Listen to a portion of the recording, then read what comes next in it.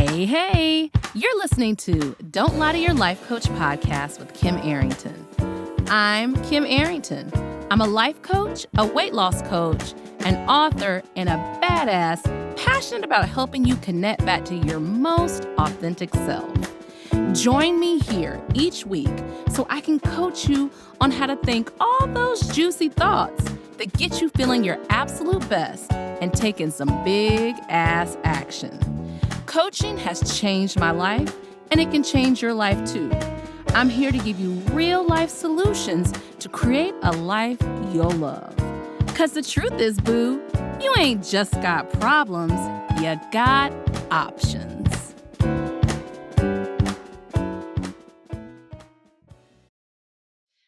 Today, I really want to talk about the biggest thing I think that is getting in the way of your relationships. And I would normally say that is your unresolved trauma, but I'm going to push that one to the side, okay? We're going to talk a lot about that in podcasts. If you're my clients, we do that. But what I want to talk about that's really getting in the way of your relationships is love perfection. So what is love perfection, you ask? It's the idea that you have predetermined what someone loving you looks like. And it is a trap. Y'all know the traps on the cartoons where there's like this perfectly laid grass and, Bugs Bunny runs across it and it ends up being like a trap and he falls into a pit. That is what love perfection is. Okay.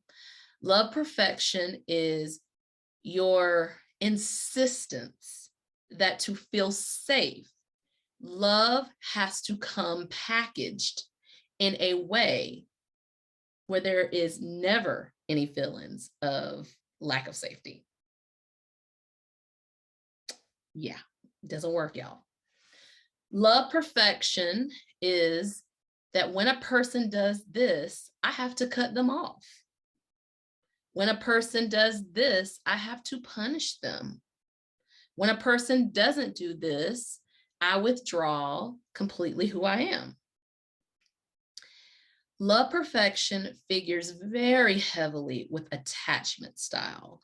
And attachment is the way, I'm going to try to give you a short definition of that. I want to do a whole series on attachment because it's so important.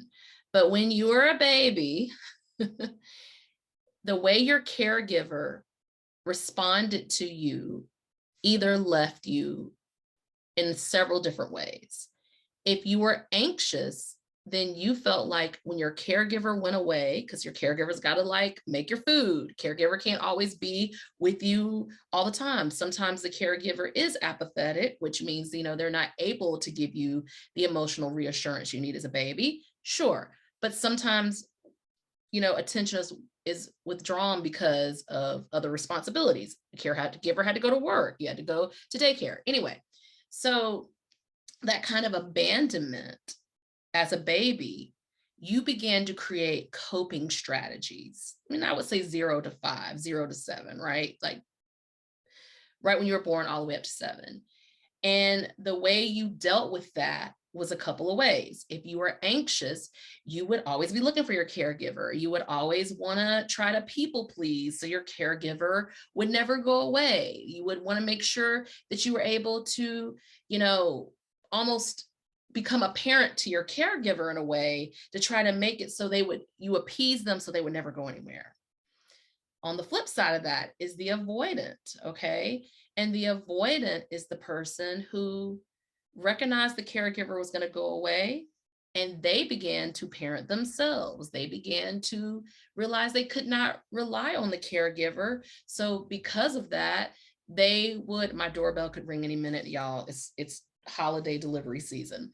They would steel themselves for that withdrawal of affection by not needing it.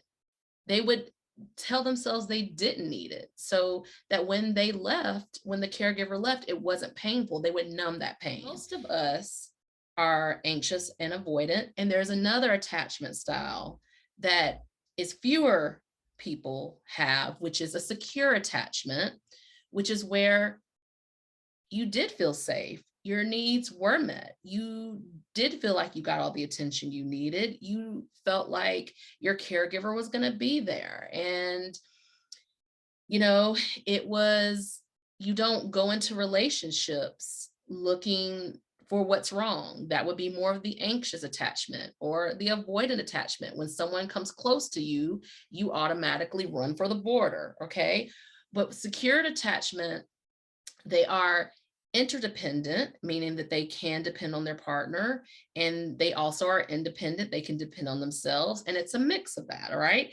And so most anxiously attached and avoidant attached are encouraged to work on becoming securely attached. Okay. That was a really quick, uh, thing to talk about that, but I'll go into that more. But here's how this figures with love perfections. Anxious people are going to attract avoidance. Okay. So avoidant, if I'm in a relationship with an avoidant person and I'm doing all that, guess what they do? They run for the border, because avoidants are always afraid they're going to be absorbed and they're not going to be able to hold their own. Anxious are always afraid that abandonment is going to happen and that the person is going to withdraw. And so you can see the push and pull dynamic there, right? But how does that come in with love perfection? And I didn't say anything about secure yet for a reason. With love perfection, if I am anxiously attached, love perfection is someone is always available to me. I never had to feel anxiety. They go above and beyond. But here's the funny part. Here is the funny part. There's a funny part. When an anxiously attached person gets everything they want via, like, say, a secure attached person, they feel bored because they don't have shit to do. The anxiety is part of what they do to feel safe in a relationship. Oh, okay. Let's go to the avoidant attached. So an avoidant attached person finds someone. First of all, they're just cannot believe they actually like a person, because liking someone is like a big deal for them to begin with. These are the people who are like, I always find something wrong with the people. You just avoiding. You're avoidantly attached. I know. I can tell attachment styles a mile away. Okay. So these are the people where the person has to be tall, or they have to be this, or they have to be that. That's just bullshit for being avoidantly attached. So when an avoidantly attached person meets someone, oh my gosh, y'all, she's independent. She doesn't crowd me. She gives me my space. She's very chill, maybe even nonchalant. But here's the thing about an avoidantly attached person. When they deal with a person like that, they begin to be bored because there's something that they thrive on with that anxiously attached person, the pursuit. Avoidants really like the pursuit. They just like to tell you they don't like the pursuit. They like to keep you at arm's length. But the truth is, they really do kind of like being chased because it gives them a power boost. This is the stuff that I think is missing from this whole data around the literature around attachment style, is what happens when the person gets what they want and how they push away. Now, securely attached people don't really do this. They ask questions like, yeah, I noticed you pulled away. Can we talk about that? Oh, well, I'm dating her. It doesn't work out. I'm dating him. I'm dating them. It didn't work out. So I'll meet somebody else. Like, yeah, it stings a little bit. I like them. I wanted to get to know them, but maybe there's somebody else out there for me where it's more compatible.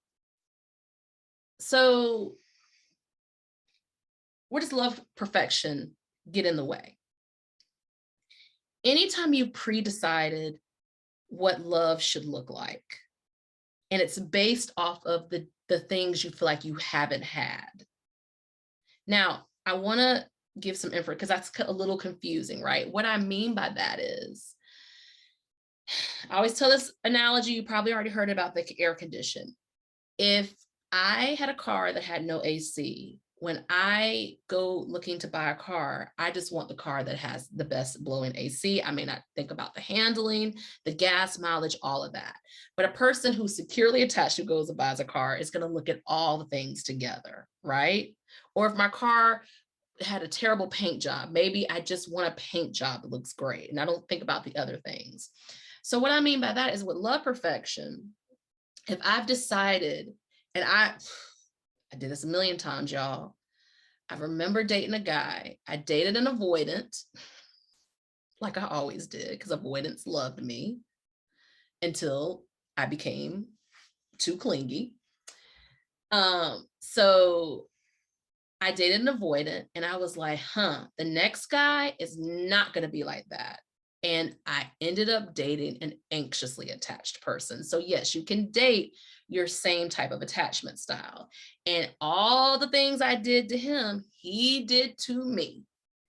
And I became more of the avoidant. Oh, wow. Can that happen? It absolutely can. If I told you all before, if I don't have to work, then I would push back. So what that means is that with my love perfection, I went exactly for what I didn't get last time. Now, here's how this can be healthy. Okay. If I was in a relationship where I never saw a person, it is reasonable for me to want to be in a relationship where I see a person. Maybe it's not reasonable. I'm in a relationship where I see a person 5 times a day or all the time, but that I do get to see a person to relate to them. It is reasonable to be in a relationship where it is work being done by both parties. Like they're showing up, they're putting in effort. We're going to do a whole podcast about effort. They want to see you. You're not the one always making the plans. You're not always doing the things. That is reasonable. It is not reasonable, in my opinion, because I had a guy who, or a girl, or a non-binary person who, because this person never talked on the phone, they never did this, that I want the next person to talk to me all the time. I've decided how a relationship should be. Now, what I want to say to you is it's okay to have some parameters, but a mature relationship allows for the person to be who they are. And because I'm not getting all my self-worth and my self-esteem and my recreation and all my good feelings from this person, I'm giving that to myself, then anything this person is giving me is extra. So if they withdraw, while it may hurt, while I may need to grieve that, it will not, in an early initial dating stage, devastate me. Now, if you're in a relationship with someone for multiple months, years, yes, grief is commiserate with, the amount of time, how things happen, whatever. But in a dating situation, I won't be devastated if things don't work out, because I'm in a securely attached way thinking of, and in a non-love perfect way, I'm thinking of, there are more fish in the sea.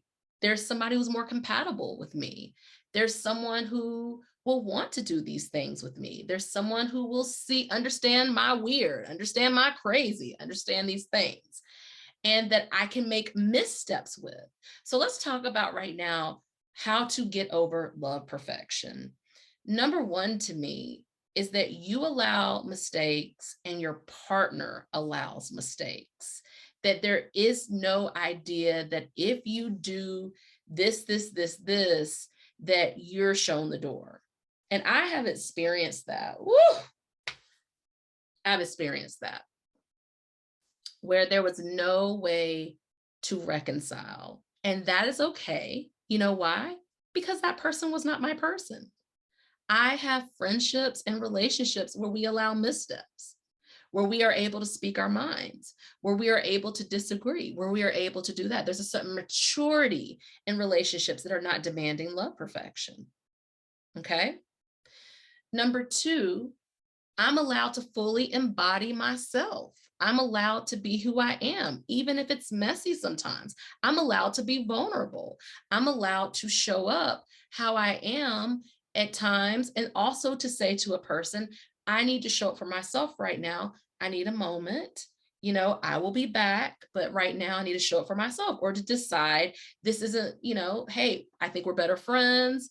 Have a friend I think you will be, in a better relationship with, et cetera, so forth. Okay.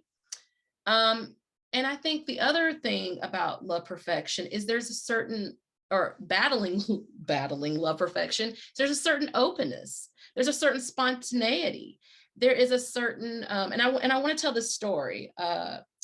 Melody Beatty, I don't know how to say her name, has a book called The Language of Letting Go. And she talks about this story about a gerbil. And all my 80s folks, I was born in the 70s, but in the 80s, I had a gerbil, had a couple of gerbils. I do not remember their names. I do remember my grandmother's gerbil named Hi Guy, because, why would you forget a gerbil named Hi Guy? Gerbils were notorious for getting out. And this particular gerbil got out of her son's cage and was on the run for months. Every time they ran to get the gerbil would run. And it was like a game of cat and mouse. And eventually one day the gerbil came by and Melody looked at the gerbil and said, "You just do what you want to do. I'm giving this up. I'm giving up the craze of running after you. I'm giving up the craze of making things happen." So an hour goes by and the gerbil ends up showing up by her and patiently waits to be put back into the cage. But for months, there had been the pursuit of this gerbil. Okay. How does that relate to love perfection? One of the best things you can say to yourself, you can think about your boundaries, what you want and what you don't want. I do encourage that.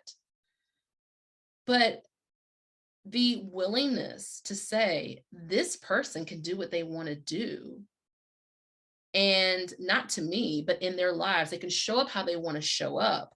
I can observe that and I can decide if I feel like there is compatibility in how they show up and how I show up. Let me say that again. I can allow this person to show up how they want to, as long as they're, someone disrespects me, maybe I decide that I'm going to distance myself. That's not love perfection. To have boundaries, boundaries are good. Knowing what we want, what we will allow, what we won't allow, that's good. But when I let this person show up how they are, and if they aren't able to be in my boundaries, and my boundaries aren't about what I don't have, but not who I am, but about who I know myself to be, what feels safe and good for me. And if this person can't do that, it's not love perfection to decide that this is not the right relationship for me. That's different. So sometimes we got to say, oh no, I'm not being love perfect. I'm deciding what's best for me. So this is just a little podcast to start talking about that. We're going to talk about this more. I really want to get into the attachment styles with you all so you can figure out kind of where you are and where you want to be. But this idea that we can't live without a person, this idea that if this person is gone, my life is over, this idea that this person completes me, we're going to let go of that. That is actually love perfection. That is deciding that it has to look a certain kind of way. And what I want to tell you is it does not. That person who can fit what feels right, good, easy for you, even when relationships go into the harder realm, is available. But you will have to do some of the inner work around unresolved trauma, things that you had hoped had happened a certain way and they did not, relationships with our primary caregivers, our parents, or whomever that is, because often we continue to attract what we feel like we missed until we get that healing. Yeah. Remember the attachment styles? So anyway, we're going to talk about this more. I'm probably going to follow up with a part 2 of this, because I want you to be able to wrap your head around what it means to not demand perfection in your relationships, but to allow people to be who they are and to be curious. Not, I can't live without the person, but interesting how they reacted. How do I want to react What are my thoughts around this? How do I feel? Could I learn something from this? Is there information I got? But curiosity versus, oh my gosh, this is the end of the world. It is okay for us to feel our feelings, but it's also okay for us to look and say, are our feelings proportional into what is happening? Okay. We will talk more about this. Y'all, thanks for hanging out with me today. More to come around letting go of love perfection, because it gets in the way. Some of our friendships and relationships that have this, when we are able to let this go, they transform. I want to teach you all how, when you are able to let things go, things are able to transform. When you are able to walk directly through what is ailing you, you transform, and all the relationships around you transform. All right. Y'all have a good one. I'll talk to you soon. I'll see you here next week. Are you feeling what you just heard? Good, good. Repeat after me. You don't have to figure it out on your own again anymore. I'm here to help. Head over to KimArrington.com and download my free video series dedicated to getting you feeling your best right now.